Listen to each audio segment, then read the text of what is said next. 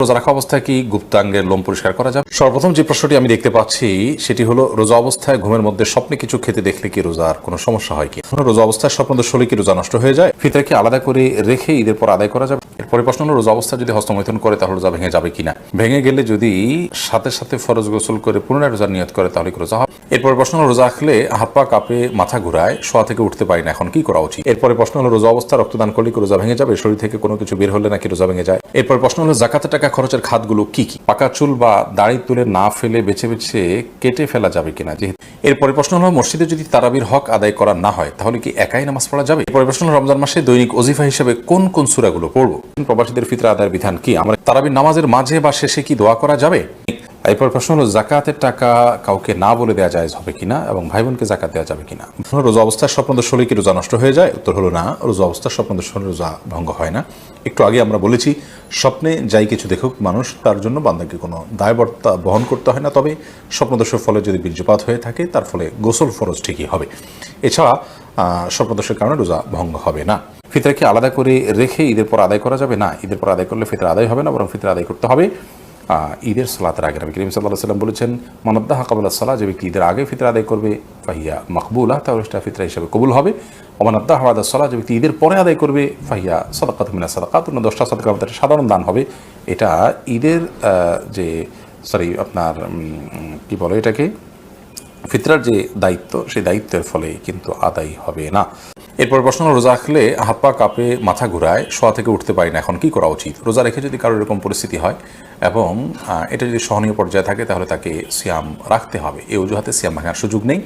আর যদি এটা চরম পর্যায়ে পৌঁছে যায় এবং কোনোভাবেই যদি এটা তারা করতে না পারেন, অর্থাৎ এই সিয়াম রাখতে গিয়ে তার মাথা ঘোরানো এবং হাত পা কাঁপা, এটা যদি চরম পর্যায়ে পৌঁছে, যেটা অসহনীয় পর্যায়ে এবং আশঙ্কা থাকে তার জীবনের উপরে, ডক্টর দেখানোর পর ডক্টরও যদি তাকে রেকমেন্ড করেন, যিনি সিয়ামের গুরুত্ব বুঝেন, এরকম ডক্টর, অভিজ্ঞ ডক্টর, তিনি যদি বলেন যে সিয়াম ভেঙে ফেলতে হবে, তাহলে সেক্ষেত্রে তিনি রোজা না রাখার সুযোগ আছে। কিন্তু সামান্য একটু শরীর খারাপ লাগছে, তখন রেস্ট করবেন, শুয়ে থাকবেন, কিন্তু রোজা ভাঙতে যাবেন না ঠুনকো অজুহাতে।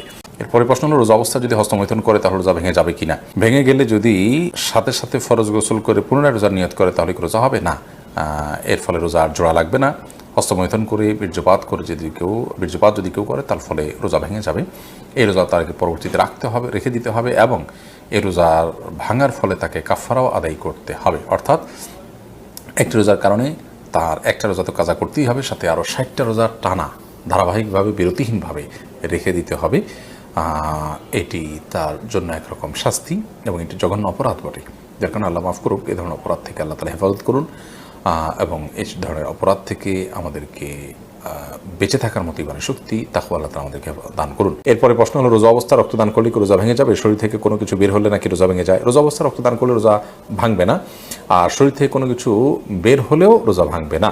তবে রক্তদান করতে গিয়ে যেন এত বেশি রক্তদান করা না হয়, বা দুর্বল শরীরে যদি রক্তদান করা হয় যার ফলে তিনি অসুস্থ হয়ে পড়ে রোজা আর কন্টিনিউ করতে না পারেন, সেই পর্যায়ে যাওয়া উচিত নয়। বাকি এক ব্যাগ রক্ত দিলেন, তিনি নিজের প্রতি যে আস্থা আছে যে তার বড় কোনো ক্ষতি হবে না, তাহলে তিনি এটা করতে পারেন। অর্থাৎ এর ফলে তিনি রোজা ভেঙে ফেলতে হবে এরকম দুর্বল হবেন না, তিনি জানেন, তাহলে সেক্ষেত্রে রোজা দেওয়াটা এটা রোজা ভঙ্গের কোনো কারণ নয়। আর শরীর থেকে কিছু বের হলে রোজা ভঙ্গ হবে না। আমরা অনেকে মনে করি শরীর থেকে কিছু বের হলে রোজা ভঙ্গ হবে। কেউ একটু বমি করেছেন অল্প স্বল্প, তাদের রোজা ভঙ্গ হবে না। রক্ত দিয়েছেন এক ব্যাগ, তাদের রোজা ভঙ্গ হবে না। তবে ইচ্ছাকৃত বমি করলে সেটি রোজা ভঙ্গের কারণ হবে। মূলত শরীরে কোনো কিছু প্রবেশ করলে, শরীরেও না, পাকস্থলীতে, পেটে খাদ্যের কাজ দেয়, এরকম কোনো কিছু হলে সেটি রোজা ভঙ্গের কারণ হবে। এরপর প্রশ্ন হলো, জাকাতের টাকা খরচের খাতগুলো কি কি? জাকাতের টাকার খরচের খাত সম্পর্কে আল্লাহ রাব্বুল আলামিন সূরা তাওবার 60 নম্বর আয়াতে 8টি খাতের কথা বলেছেন। তার প্রথমটি হলো ফকির, দ্বিতীয়টি হলো মিসকিন, অর্থাৎ যার অল্প আছে, যা দিয়ে তার দিন ভালো করে চলে না, একান্ত মৌলিক প্রয়োজনটা পূরণ করতে তার কষ্ট হয়, তিনি, অথবা যার কিছুই নেই, এই উভয় শ্রেণী মানুষ। আর তৃতীয়ত হলেন ওয়াল আমিলিনা আলাইহা, জাকাত কালেকশনে যারা নিয়োজিত থাকেন তাদেরকে ইসলামী রাষ্ট্র বেতন হিসাবে জাকাত থেকে দিতে পারবে, যারা জাকাত কালেকশনে থাকবে। আর 4 নম্বর হলো ওয়াল মুআল্লাফাত কুলুবুহুম, অমুসলিম যাদেরকে ইসলামের পথে আকৃষ্ট করা প্রয়োজন, তাদের মাধ্যমে মুসলিম মিল্লাহ উপকৃত হবে, তাদেরকে ইসলামের জন্য তাদের সিম্পেথি প্রয়োজন, তাদেরকে জাকাত দেওয়া যেতে পারে। কিংবা যাদেরকে জাকাত দিলে, অমুসলিমদের মধ্যে থেকে যাদেরকে জাকাত দিলে তারা ইসলামের পথে আসবে বা ইসলামের সৌন্দর্য তারা দেখতে পারে, এরকম। 5 নম্বর হলো ওয়াফির রিকাব, কৃতদাস দাসী মুক্ত করার জন্য জাকাতের টাকা দেওয়া যাবে। আর 6 নম্বর হলো আল গারিমিন, যারা ঋণগ্রস্ত তাদের ঋণ পরিশোধের জন্য জাকাত দেওয়া যাবে। আর 7 নম্বর হলো ফি সাবিলিল্লাহ, আল্লাহর রাস্তায়। আল্লাহর রাস্তা বলতে অনেক উলামা ইকরামের মত হলো জিহাদে যারা লিপ্ত তাদেরকে জাকাত টাকা দেওয়া যাবে। আর 8 নম্বর হলো ইবনে সাবিল, মুসাফির বা পথিক, যার সাথে পর্যাপ্ত টাকা পয়সা নিয়ে খরচ করার মতো, হয়তো তার বাড়িতে ঠিকানা গন্তব্যে অনেক টাকা পয়সা আছে, তো এরকম পথিক মুসাফির তাদেরকেও জাকাত দেওয়া যাবে। এরা হলেন জাকাতের খাত। এর মধ্যে থেকে যে কোনো খাতকে, যে কোনো একটা খাতকে, যেমন গরিবকে, একজন মিসকিনকে আপনি জাকাতে টাকা দিলেই জাকাত আদায় হবে। এরপরে প্রশ্ন হলো, মসজিদে যদি তারাবির হক আদায় করা না হয় তাহলে কি একাই নামাজ পড়া যাবে?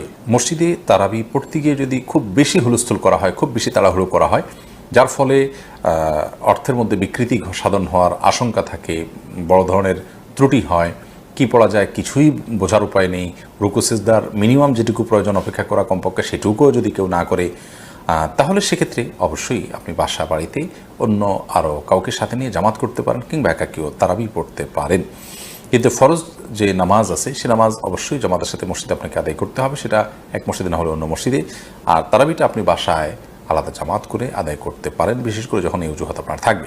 পাকা চুল বা দাড়ি তুলে না ফেলে বেছে বেছে কেটে ফেলা যাবে কিনা? যেহেতু তুলে ফেললে গুনাহ হয়, তাই কেটে ফেলা যাবে কিনা? কেটে ফেলা তাওটাও এক ধরনের তুলে ফেলার মতোই, যদিও আক্ষরিক অর্থে হাদিসের খেলাফ হবে না কেটে ফেললে, তারপরেও হাদিসে যেটি বলা হয়েছে সেটি দ্বারায় এই তুল অপসারণ করা বা এটাকে লুকানোর যে চেষ্টা করা, সেটার বিরুদ্ধে নবী সাল্লাল্লাহু আলাইহি ওয়াসাল্লাম আমাদেরকে মানে সেটা না করতে বলেছেন, এমনটিও হতে পারে। সে অর্থে মানে আমরা যদি কেটে ফেলি সেটিও তার সেই নির্দেশ লঙ্ঘন হবে সেক্ষেত্রে, এই জন্য এটা অ্যাভয়েড করা উচিত। এবং তিনি বিকল্প যেটি বলেছেন তা হলো যে আমরা যে কোনো কালার করতে পারি, কালো ছাড়া লাল ইত্যাদি কালার করতে পারি। এরপরে প্রশ্ন, রমজান মাসে দৈনিক ওজিফা হিসেবে কোন কোন সূরাগুলো পড়ব? রমাদান মাসে পড়ার জন্য সুনির্দিষ্ট কোনো সূরা আমার জানা নেই যে অমুক অমুক সূরাই শুধুমাত্র পড়তে রেকমেন্ড করা হয়েছে।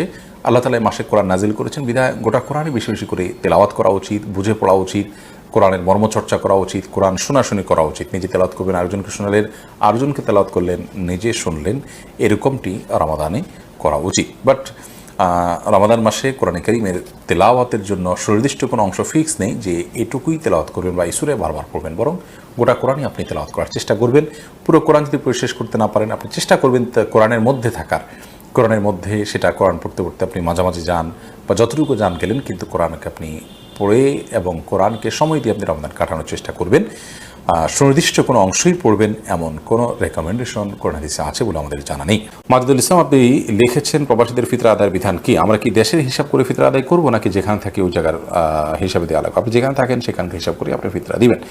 এরপর প্রশ্ন হলো, জাকাতের টাকা কাউকে না বলে দেওয়া জায়েজ হবে কিনা, এবং ভাই বোনকে জাকাত দেওয়া যাবে কিনা? ভাই বোন তারা যদি প্রাপ্তবয়স্ক হয়ে থাকে, অভাবী থাকে, জাকাতের হকদার থাকে, তাদেরকে অবশ্যই জাকাতের টাকা দেওয়া যাবে। জাকাতের টাকা দিয়ে তাদেরকে স্বাবলম্বীও করে দেওয়া যাবে, এবং জাকাতের টাকা দেওয়ার সময় জাকাত যিনি নিচ্ছেন তাকে না বলেও দেওয়া যাবে। আপনি মনে মনে নিয়ত করলেন জাকাত দিচ্ছেন, তাকে বললেন যেটা আপনি খরচ করেন, আপনি নিয়ত করলেন জাকাত থেকে দিচ্ছেন, এটা যথেষ্ট হবে। তাকে বলে দেওয়াটা এটা আবশ্যক কোনো বিষয় নয়। একা একা নামাজ পড়ার ক্ষেত্রে সূরা কোরআন তেলাওয়াতের সময় ঠোঁট না নাড়িয়ে মনে মনে তেলাওয়াত করা জায়েজ আছে কিনা? একা একা যখন আমরা সালাত আদায় করবো তখন সূরা, কেরাত ইত্যাদি এগুলো আমাদেরকে ঠোঁট নাড়িয়ে তেলাওয়াত করতে হবে। মনে মনে তেলাওয়াত করলে সেটা তেলাওয়াত হিসাবে গণ্য হবে না, কোরআন পাঠ হিসাবে গণ্য হবে না। পাঠের জন্য অবশ্যই আমাদের ঠোঁট, জিহ্বা ইত্যাদি নড়তে হবে। তারাবির নামাজের মাঝে বা শেষে কি দোয়া করা যাবে? দোয়া তো যে কোনো সময় করা যায়, সে অর্থে আপনি তারাবি সালাতের মাঝে অথবা শেষে আপনি আল্লাহর কাছে দোয়া করতেই পারেন, কিন্তু এটাকে সিস্টেম বানিয়ে নেওয়া যে 4 রাকাত পর পর দোয়া, কিংবা শেষ হওয়ার পর সুনির্দিষ্ট একটি দোয়া গদবাদা হাত তুলে করা, এটিকে সিস্টেম বানিয়ে নেওয়াটা এটি বেদাতে পর্যবসিত হওয়ার আশঙ্কা আছে। শরীয়ত কোনো কিছু যদি নির্দেশ না করে সেটাকে শরীয়তের নির্দেশ মনে করে, কিংবা সেটাকে শরীয়তের নির্দেশের মতো গুরুত্ব দিয়ে যদি কেউ আদায় করেন, তাহলে সেটাকে সওয়াবের কাজ, এই ইবাদতের পদ্ধতি বা নিয়ম যদি বানিয়ে নেন কেউ, তো সেটি বেদাতে পর্যবসিত হওয়ার সমূহ আশঙ্কা আছে। আপনি নিজে থেকে এমনি কখনো দোয়া করলেন, কখনো করলেন না, সেটা একান্ত আপনার ব্যক্তিগত বিষয়, কিন্তু সুনির্দিষ্ট দোয়ার ফরম্যাট ঠিক করে নেওয়ার কোনো সুযোগ কিন্তু নেই। এর পরের প্রশ্ন হলো, রোজা রাখা অবস্থায় কি গুপ্তাঙ্গের লোম পরিষ্কার করা যাবে? উত্তর হলো করা যাবে, কোনো অসুবিধা নাই। এর ফলে রোজার বা সিয়ামের কোনো ক্ষতি হবে না।